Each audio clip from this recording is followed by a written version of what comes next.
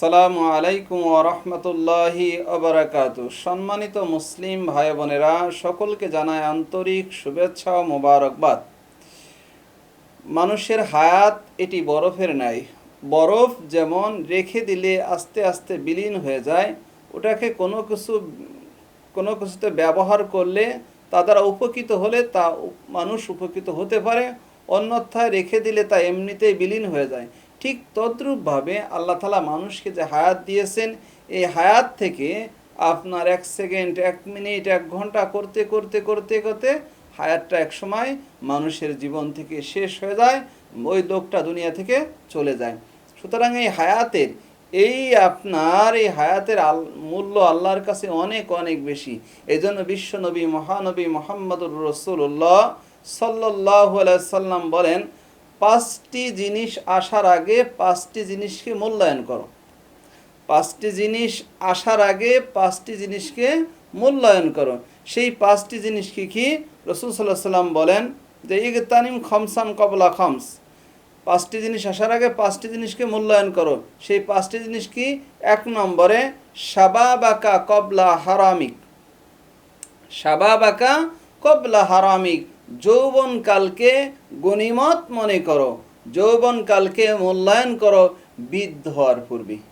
কারণ যৌবনকালে যে ইবাদত করা যাবে, যৌবনকালে মানুষ যা করতে পারে বৃদ্ধকালে তা করতে পারে না। যৌবনকালে মানুষ যে পরিমাণ ইবাদত করতে পারবে, তার শরীর তার মন সব কিছু সাড়া দেবে, কিন্তু বৃদ্ধকালে যদি চায়ও কিন্তু পারবে না। কারণ বৃদ্ধকালে মানুষ দুর্বল হয়ে যায়, শরীরে সাড়া দেয় না, মনে সাড়া দেয় না।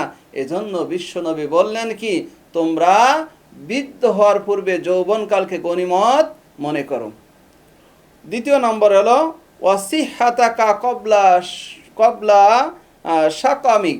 অসিহাতাকা কবলা সাকামিক, এবং সুস্থতাকে গনিমত মনে করো অসুস্থ হওয়ার পূর্বে।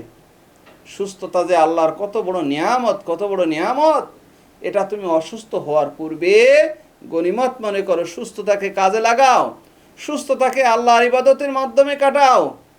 তুমি যদি মনে কর তুমি কি করো, অসুস্থ হয়ে গেলে তুমি আল্লাহর ইবাদত করতে পারবে না, অসুস্থ হয়ে গেলে তুমি হালালভাবে রিজিক উপার্জন করতে পারবে না, অসুস্থ হয়ে গেলে তুমি মানুষকে ভালো কাজে মানুষকে সহযোগিতা করতে পারবে না, অসুস্থ হওয়া। এই জন্য বিশ্বনবী বললেন, অসুস্থ হওয়ার পূর্বে সুস্থতাকে গনিমত মনে করো।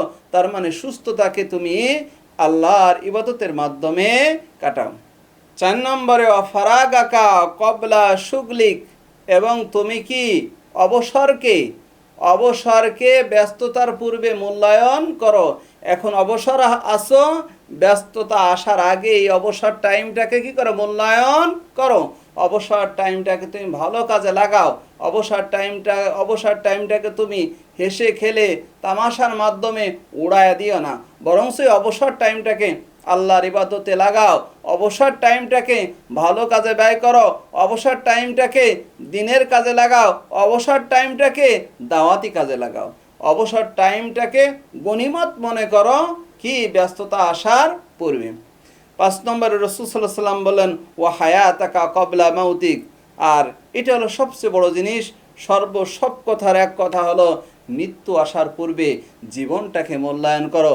মৃত্যু যদি এসে যায়, তুমি যদি যতই চাও যে আল্লাহ তুমি আমাকে আরও হায়াত বাড়ায় দাও, কোনো কাজ হবে না। আজরাইল যখন এসে যাবে আর কোনো কাজ হবে না।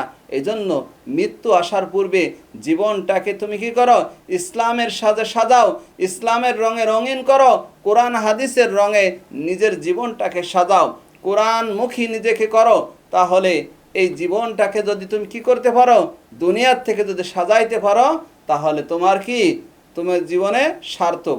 এই জন্য মৃত্যু আসার পূর্বে আমাদের প্রত্যেককে ইসলামীভাবে জীবন পরিচালনা করা এবং পূর্ণ মুসলিম হয়ে একজন জান্নাতি মানুষ হয়ে কবরে যাওয়া।